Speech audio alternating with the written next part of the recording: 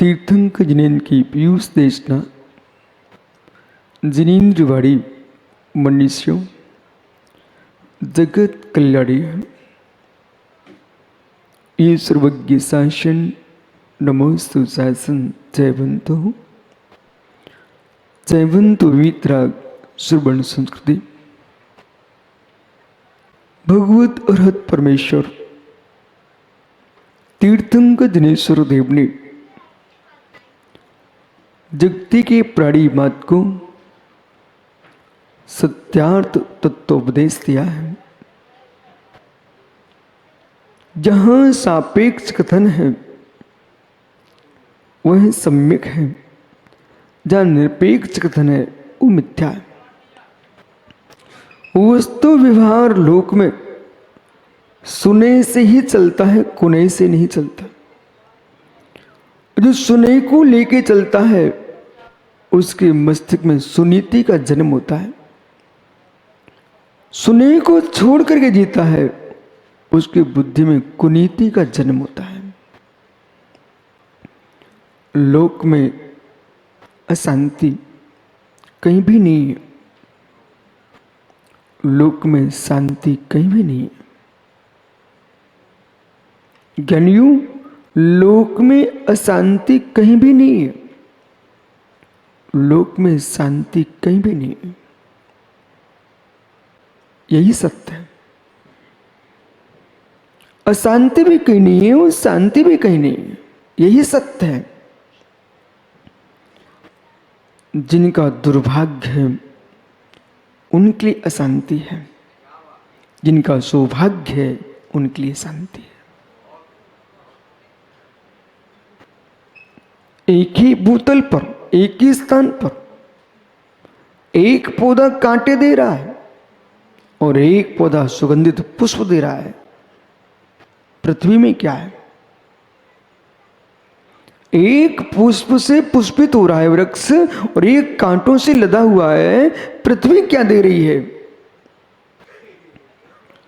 जिसकी जो योग्यता है वह उग रहा है। जिन्होंने मित्र अशुभ बंद करके रखा हुआ है उनको अशांति ही मिलेगी। जिन्हें शुभ बंद करके रखा है उनका उदय शांति रूप होगा। क्या बोध नहीं है आपको? क्या निर्णय नहीं है आपके पास?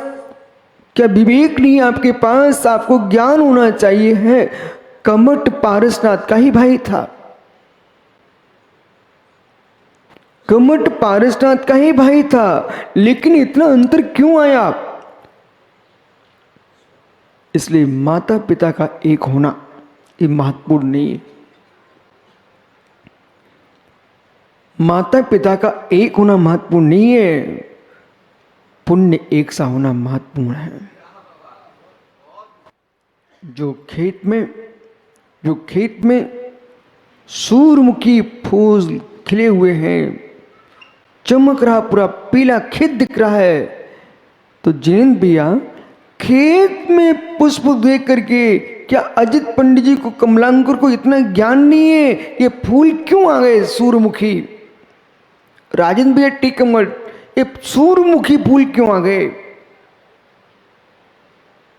ये ज्ञान हो जाना चाहिए। सूरमुखी फूल क्यों दिख रहे खेत में? सूरमुखी फूल क्यों दिख रहे हैं? मित्र, स्वयं उत्तर आ जाएगा। वीरेंद्र डॉक्टर साहब बोले, गुरुजी इसमें बीज सूरमुखी फूल के बोए गए थे इसलिए सूरमुखी खिला है। सूरमुखी बीज न बोया जाता तो सूरमुखी फूल न खिले दिखते। ऐसे ज्ञानियों जिनके द्वारे पर सुख सुविधाएं झलक रही हैं, गाड़ियां खड़ी हुई हैं, और मित्र जिनके द्वार पर गाड़ियां खड़ी हैं वे महान नहीं है, जिनके द्वार पर दिगंबर मुनि खड़ा हुआ हो वो महान है।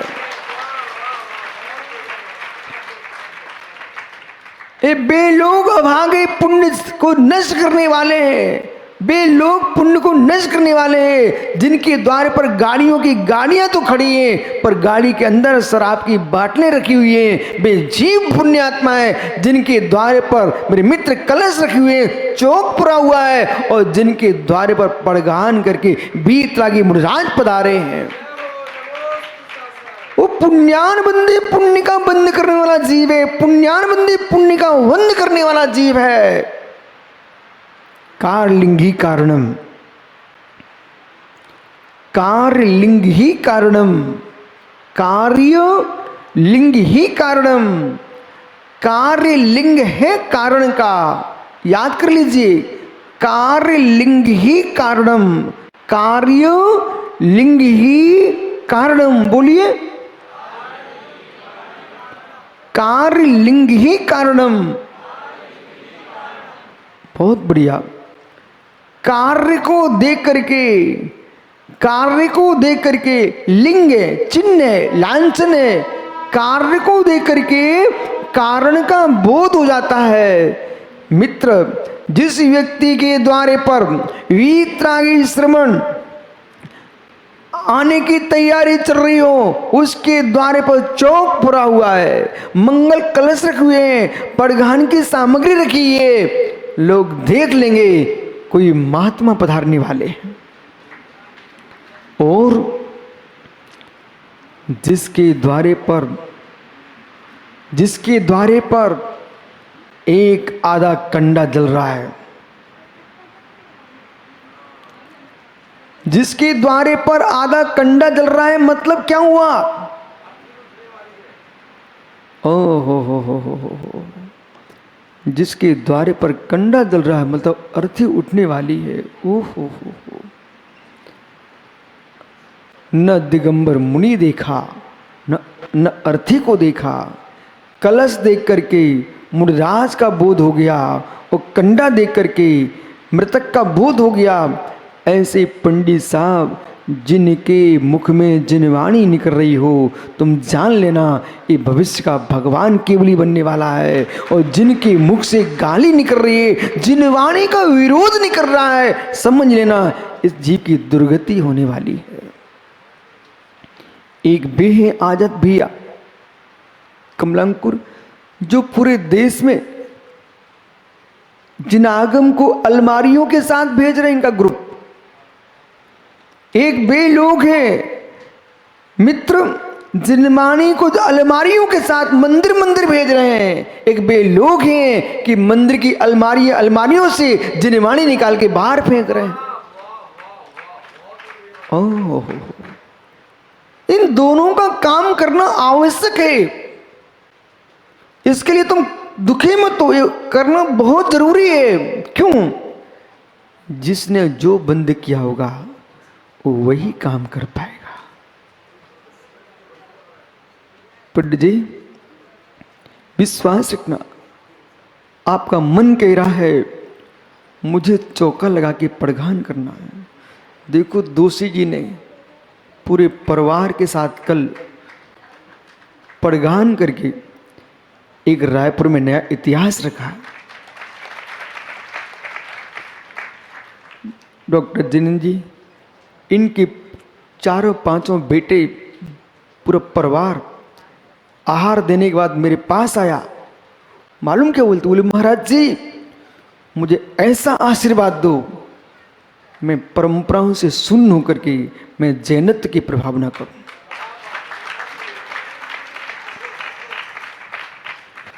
जिसके मस्तिष्क में डॉक्टर जिनेंद्र जी, जिसके मस्तिष्क में जिन शासन होगा, वो विशुद्ध सागर, विद्या सागर, वर्धमान सागर, इनको विराग सागर को नहीं देखेगा। वो ये देखेगा गुरु कोई भी हो, हमको जिन शासन की प्रभावना चाहिए।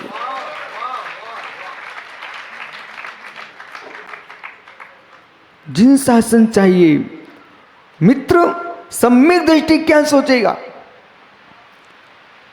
पहले विचार करता है कि मेरे घर में गुरु के चरण पड़ जाए। फिर जय राजकुमार जी, फिर क्या सोचेगा? पृथ्वी पर कहीं भी वीतरागी श्रमण श्रबड़िया हो, इनके निर्दोष आहार हो जाए। पहला मन क्या बोलेगा, मेरे घर में पधारे हैं।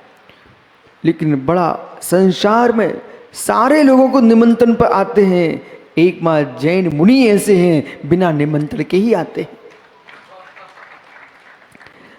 बहुत रीति इनकी अलग है। यदि कहीं आपको ससुराल वाले ना बुलाएं तो जिनेंद्र भैया जाना मत दोषी जी, बिल्कुल नहीं जाना। बुलाएं, बिना बुलाने पर बिल्कुल नहीं जाना, और बुलाएं थोड़े मना के जाना। परंतु दिगंबर मुनियों से कहा जाता है तुम्हें बुलाएं तो बिल्कुल नहीं जाना, और बिना नहीं बुलाएं तो तुरंत चले जाना। विराजो ज्ञानियों, क्योंकि मुनिराज अतिथि होते, अतिथि इनकी तिथि नियत नहीं है, अतिथि। और आप अतिथि नहीं हो, आप तिथिवान हो, आप तिथिवान हो। ये अतिथि हैं, इनका कोई निजी घर नहीं है, कोई निजी नगर नहीं है, निजी भवन नहीं है, निजी धाम नहीं है, निजी गिरियां नहीं है। उनका नाम दिगंबर गुरु होता है। कोई धाम नहीं, गिरी नहीं, उदय नहीं, इन सबसे शून्य जो होता है उसका नाम वीतरागी श्रमण होता है। जिनका जीवन ही जिनागम है, जिनका जीवन ही जिनागम है, आगम चक्षु साहू, साधु का नेत्र आगम है। इसलिए ज्ञानियों ऐसा जीवन जियो, धन के पीछे पीछे, धन के पीछे पीछे जो घूमते हैं वे धरती पर धरे रह जाते हैं। धन के पीछे जो घूमते हैं वे धरती पर धरे रह जाते हैं। जो धन छोड़ करके जीते हैं वे धरती के देवता कहलाते हैं। धरती के देवता बनने का भाव है तो सौरभ धन से दूर रहना पड़ेगा। धरती के देवता बनने की भावना है तो धन से दूर होना पड़ेगा। और धरती पर धरना है आपको तो फिर धन से दूर बिल्कुल मत होना। धरती पर ही धरे रह जाओगे, धरती पर ही धरे रह जाओगे। और अधो अधो अधो अधो रत्न शर्करा बालका पंग धूम तमो महात्मा प्रा भूमि नामो वाताकाश प्रतिष्ठा शब्दो धोधा। ये 7 नरक की भूमियां हैं पंडित जी, वे नीचे नीचे के ऊपर ऊपर हैं। मित्र, जो वस्तु वजनदार होती है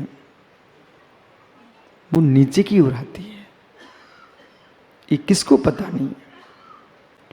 जो वस्तु वजनदार होती है, आप एक पत्थर को पूरी ताकत लगा के ऊपर फेंकना, एक पत्थर को पूरी ताकत लगा के ऊपर फेंकना, नीचे लाने के लिए क्या करना पड़ेगा? अच्छा, कुछ भी नहीं करना पड़ेगा। अच्छा, ज्ञानी को मालूम है एक पतंग लेना, उसको ऊपर की ओर करना, मित्र फेंकने वाला नीचे रह जाएगा और पतंग ऊपर और चली जाएगी। जो हल्का होता है वो गगन में उड़ता है, जो वजनदार होता है उसे नीचे गिरना पड़ता है। इसलिए तत्व सूत्र में उमा स्वामी महाराज ने लिखा, नरक अधो अधा और स्वर्ग ऊपरी ऊपरी। स्वर्ग कैसे? ऊपरी ऊपरी, प्रत्येक स्वर्ग ऊपर ऊपर है और नरक नीचे नीचे है। अधो अधा। जो जीव आरंभ परिग्रह से, कसाय से, ईर्षा से, डाह से जितना अधिक वजनदार होगा उसकी व्यवस्था नीचे नीचे है।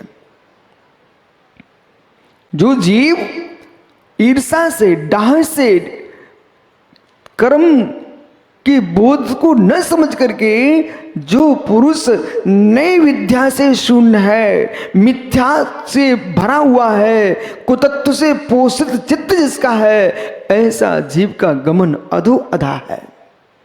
कोई भेजेगा नहीं, कारलिंगी कारणम। उसकी कार ऐसे, तो कारण पता चल रहा है, कारण ऐसे, कारण भी कार बनता है, कारण भी कार बनता है ज्ञानियों। और जो व्यक्ति धर्मात्मा को देख करके पंकज भी जैसा खुश हो जाए, धर्मात्मा का चेहरा देखते ही जिसका पिंड प्रश्चित गदगद हो जाए, जैसे सूर्य के उदित होते कमल सरोवर में खिलने लगता है, ऐसे ही नाम मालूम चल जाए कि आज नगर में महात्मा पधार रहे हैं, आज नगर में धर्मात्मा त्यागी विद्वान पधार रहे हैं।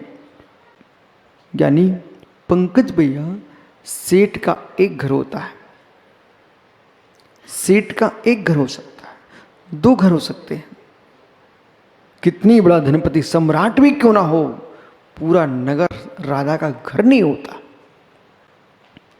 राज्य हो सकता है राजा जी, लेकिन पूरा नगर राजा का घर नहीं हो सकता। परम सत्य है, पूरा नगर राजा का घर नहीं होता। लेकिन ज्ञानियों, सम्राट का घर भी 1, 2, 50 हो ही सकते हैं, परंतु विद्वान का और योगी का नगर के प्रत्येक घर उसका सम्मान करते हैं।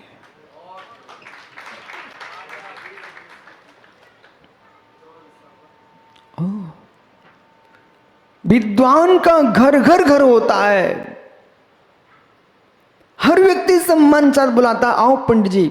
और मेरे मित्र साधुओं के लिए हर व्यक्ति प्रगान करके अपने घर में अंदर चौके के अंदर ले जा करके अष्टद्रव्य से पूजा करके तुम्हारी आराधना करता है। मित्र, जीवन ऐसा जिए तो क्या जिए, एक घर बना करके तुम वहीं मर गए तो क्या जीवन है। ऐसा जियो बिना बनाए, घर घर में पूजो, उसका नाम जीवन है। जिसने बना लिया ना रारा जी, कैलाश भैया, जिसने एक बना लिया ना, वो तो खूंटा का बैल हो गया। जिसने बना लिया वो तो खूंटे का बैल बन चुका है और उसको वहीं वहीं घूम रहा है। पंडित पुत्र, बेटा अजित को समझा देना। बोले पिताजी, गुरुजी कह रहे हैं जिसने एक घर बना लिया, एक घर बना लिया, अब वो जैसे खूंटे का बैल कहां तक जा सकता, कितनी लंबी रस्सी होगी, आखिर में घूमना उसी के आसपास में पड़ेगा ना, क्योंकि खूंटे से बंधा बैल है। और छोटा बैल कहां तक जा सकता है, पूरे हार में, पूरे कछार में, पूरे सब जगह घूम सकता है। ऐसे जो जीव, जो विद्वान, जो साधु मित्र किसी मठ मंदिरों से बंधा नहीं होता है, वो खुला पूरे देश में विचरण करता है। जो बंध जाता है उसको वहीं घूमना पड़ता है।